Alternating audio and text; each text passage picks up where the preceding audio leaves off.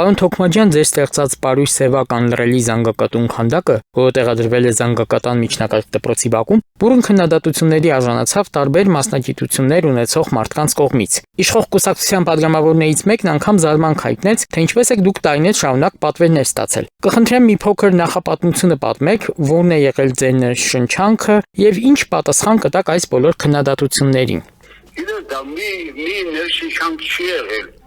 Դա տարիներ շարունակվող պատմությունն է։ 30-35 տարի Պարույր սևակի մահից հետո ուրեմն մոտեցավ մի կին, որը լրագրող էր, չգիտեմ, դուք չեք ճանաչի,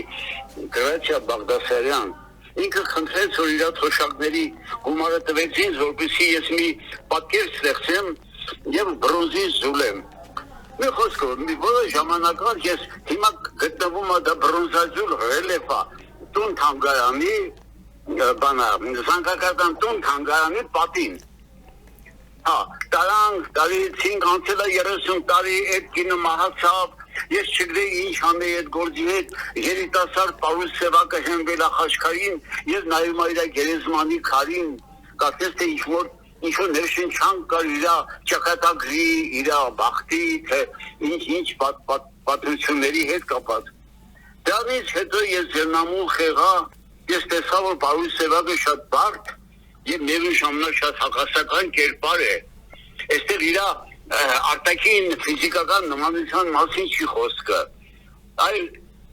էության մասին է, նրա գաղափարական մասին է, որտեղ նա միշտ կրկնում է, որ ես փիլիսոփա եմ, որ ես զանգակատուն եմ, եւ ես երբ որ կարդացի նրա անլրելի զանգակատունը, դեռ այն ժամանակ ես որոշեցի մի գործ ստեղծել, որը ոչ թե այդքան շատ լինի Պարույր սևակի ֆիզիկական նմանությունը, այլ Պարույր սևակի էության մեջ, որ ինքը ամբողջ այդ քանդակը, այդ քարը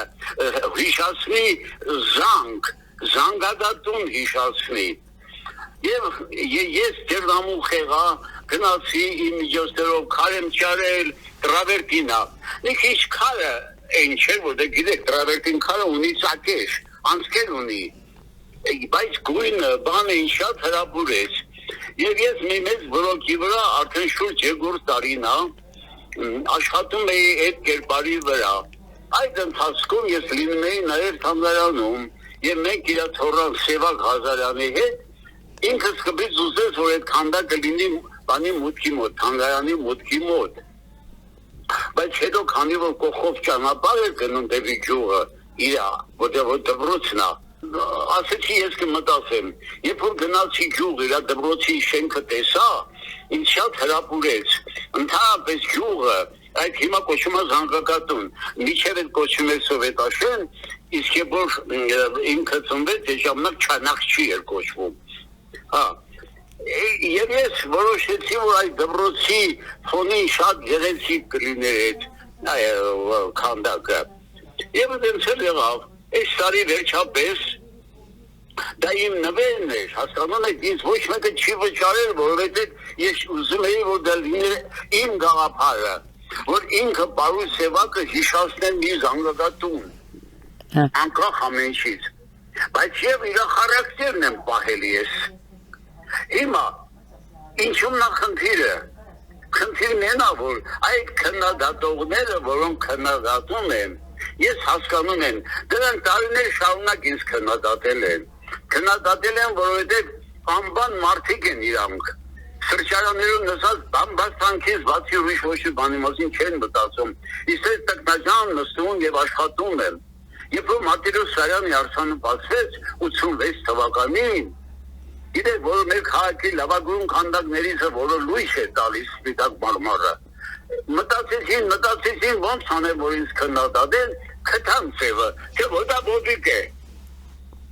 Հասկանում եք ինչ է, ես բացատրեցի ոտաբոբիկ ես դիտավորյալ եմ արել, որպեսզի ցույց տամ Մատիրոս Սարյանի կապ իր մայրենի հողի հետ, մայրենի հողի ջերմությունը, խոնավությունն պետք է զգար, եւ այդպես ես արտահայտեցի։ Հիմա գիտեք ինչու նախնդրի, իմ բոլոր ստեղծագործություններում ես ավելի շատ կոնցեպտուալ, գաղափարական, հոգեկան ներքին բնավորությունն եմ արտահայտում եւ ոչ թե ֆիզիկական նմանությունը։ Ես ծանոթ չեմ, թե ով ինչ ա գրել։ Բայց գիտեմ մի բան, երբ որ բացման ժամանակ ամբողջ դպրոցի աշակերտությունը, նրանց ոգևորությունը, ամբողջը մի ոտանավոր էր արտասանում, եւ այդ ջուղի բնակչության ամբողջ ոգևորություն, որ ես տեսա, ես զգացի, որ ես շատ կարևոր գործ եմ անում։ Այստեղ կարևոր չի նրա, հիմա քիչը շատ է նման, աչքը շատ է նման, բայց ամբողջության մեջ դա Պարուս Սևակն է։ Ով տեսնում ասում դա Պարուս Սևակն է, եւ մեծ արձագանք եղավ։ Ինտերնետում տպեց, նրա թորը Սևակ Ղազարյանը շատ գրեց, որ մեկ դպրոցին Պարուս Սևակի հոգին էր պակասում, Թոքմաջյանը այն ստեղծեց, եւ դրանից հետո դա կլինի աշակերտության ոգևորման մի մեծ աղբյուր։ Հիմա ես հարց եմ տալիս, այսքանից հետո ինչի համար են ինձ քննադատում, ասեք խնդրեմ։ Մի ամսից հետո Հոլանդիայում Ամստերդամում կբացվի իմ ստեղծած Օսկար Երևանցի եւ հոլանդացի տպագրիչի առաջին աստվածաշնչի տպագրության հրաշալի մի քանդակախումբ, որը որ Ամստերդամում կառավարությունը եւ Ամստերդամի քաղաքապետարանը ողջունեց։ Ես գնացի տեղադրեցի հետ եկա, բայց հələ բացումը չի եղել։ Զարմանում եմ, այդ դեպքում ընդեղ ոչ մեկը չէր կարող ինձ մի հատ քննադատել, որ ինչի է սենց, այդ մենակ Երևանում, Հայաստանում այդ հայերեն են բանը պետք է անեն։ Ես տարբեր երկրների պատվավոր քաղաքացի եմ, այնտեղ քանդակներ եմ կանգնացել, Արգենտինայի Չակո նահանգի քաղաքացի եմ, Իսպանիայի Սալամանկա քաղաքի պատվավոր քաղաքացի եմ։ Խո ես երեկվա երեխեն չեմ, որ ես չիմանամ, թե ինչ եմ անում։ 2 տարի ես նայել եմ, եւ արևիտակ եմ նայել, եւ զումը վրեն եմ նայել, եւ անձրևը վրեն եմ նայել։ Դա են Պարուս Սևակն է, որին ես ձգտել եմ, ուզեցել եմ արտահայտեմ։ Հիմա թե ով ինչ գրում է, որ իրենք չեն հասկանում։ Ես մեղավոր եմ, թող հասկանան, դրա համար ժամանակ է պետք։ Հիշում եք Բաբաջանյանի քանդակը։ Այդ ինչ արեցին այդ քանդակի գլխին։ Այդ ինչ լուտանք թափեցին։ Բայց ես նորմալացել է, չէ՞ ամեն ինչը։ Ուրեմն ժամանակ է պետք, ամեն մի նոր բան, նոր ստեղծագործություն, երբ որ իր մեջ ունի ինչ-որ ձգտում, պայքարի ուժ։ Պարուս Սևակի ամբողջ կյանքը եղել է հակադրվել անա իշխանություններին։ Հիմա ես չեմ մանրամասնում, որ Բերանը մի քիչ սենց էլ լավ կլե, որ մի քիչ քիչ սենց էլ, բայց հասկացեք, ես ֆիզիկական անձը չեմ պատկերել, ես նրա հոգեկան խառնվածքն եմ պատկերել։ Մի մարդ, որն ասում է այնպես ապրել, որ մարմնի ծանրությունը այդ սուրբ հողը չզգա։ Իսկ այսօր այդ ծանր մարդիկ նստած են այս հողի վրա, որպես ավելորդ քաշ, եւ նրանք ինձ քննադատում են, նրանք իրավունք չունեն, որ այս հասակից ես արդեն 90-ի մոտ եմ, բայց աշխատում եմ, ստեղծագործում եմ, նրանց հանգիստ չի տալիս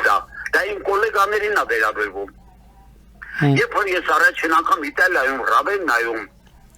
ստացա Դանթեի ոսկե մեդալը, դա միջազգային